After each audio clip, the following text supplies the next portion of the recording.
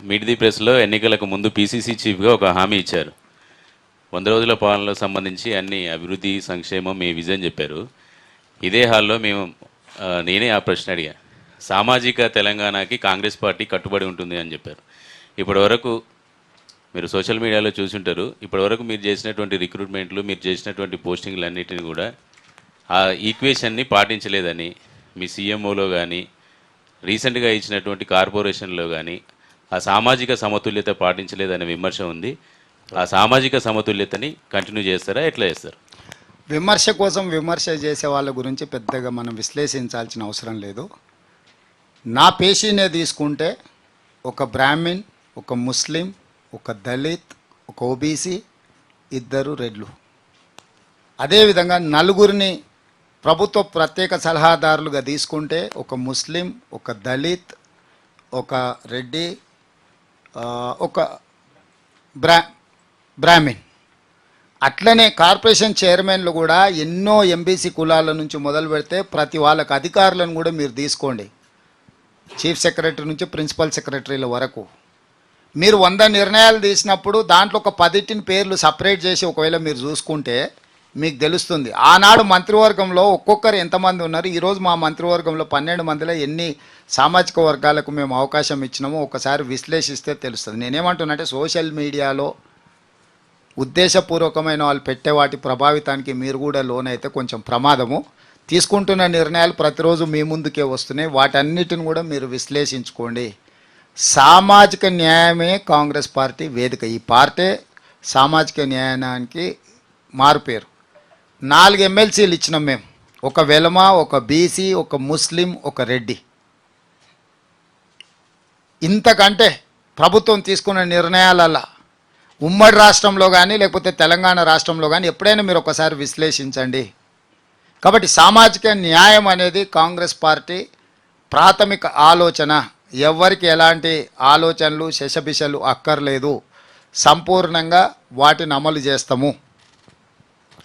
Next right whips అదేవిధంగా విప్పులు వేసినాం 4, ఒక మాదిగ, ఒక మున్నూరు కాపు, ఒక కుర్మా యాదవ్,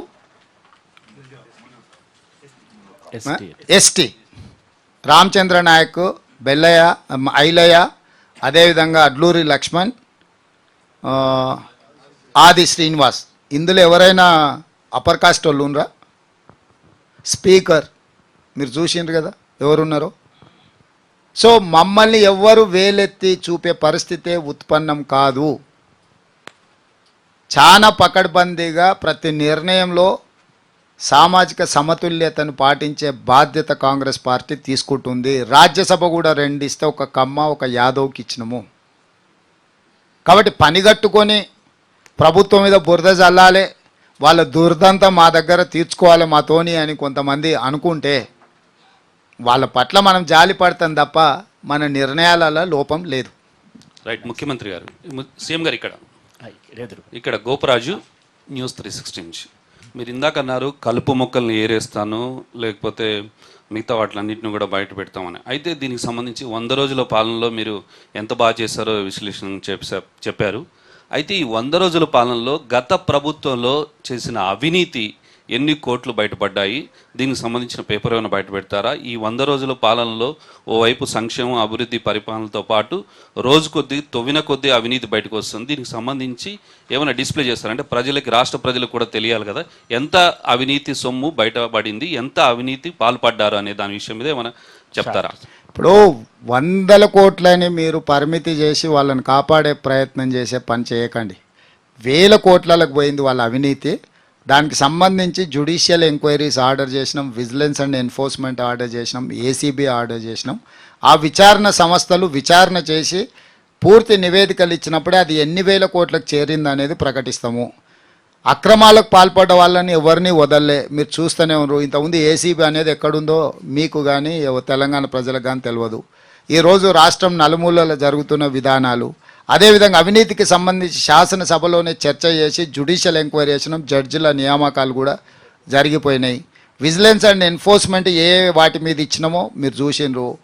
ఏదైనా రాజ్యాంగబద్ధంగా క్రమ పద్ధతిలో మాత్రమే విచారణ జరుగుతుంది. ఈ దేశం ఎంత గొప్పది అని అంటే మన అందరి కళ్ళ ముందల AK-47 పెట్టి చాలామందిని కాల్ చేసిన ముంబై కాల్పుల్లో పాల్పడ్డ కసబును కూడా ఉరేయడానికి ఒక ప్రాసెస్లో మొత్తం విచారణ చేసిన తర్వాతనే ఉరేసిండ్రు. పక్క దేశం నుంచి మన సార్వభౌమాధికారం మీద దాడి చేసిన కసబ్ కూడా రాజ్యాంగబద్ధంగా విచారణ జరిగింది. మరి ఇక్కడ అవినీతి పరులను ఒకవేళ శిక్షించాలంటే కూడా రాజ్యాంగబద్ధంగా వాళ్ళకు చెప్పుకునే అవకాశం ఇచ్చి విచారణ చేసి శిక్షించకపోతే మళ్ళీ మీరే అంటారు కక్ష సాధింపు చర్యలు రేవంత్ రెడ్డి గారికి వాళ్ళకి ఏదో సరిపోతలేదు కాబట్టి వీళ్ళని అర్జెంటుగా ఏదో చేయాలంటున్నాడని మళ్ళీ మీలాంటి మీడియా మిత్రులే ప్రశ్నలు అడుగుతారు. కాబట్టి ఏం తొందర లేదు, పారదర్శకమైన విచారణ చేస్తాం, బాధ్యులైన వాళ్ళందరినీ శిక్షిస్తాం. ఎందుకంటే మనం ఇక్కడ కూర్చున్నప్పుడు ఒకలాగా అనిపిస్తుంది, విచారణ చేసినప్పుడు ఇంకా విస్తుగొల్పే విషయాలు కూడా బయటకు రావాల్సి ఉంటుంది. కాబట్టి ప్రాపర్ ఎంక్వైరీ చేసిన తర్వాతనే ఎవరి మీద అయినా చర్యలు తీసుకుంటాం.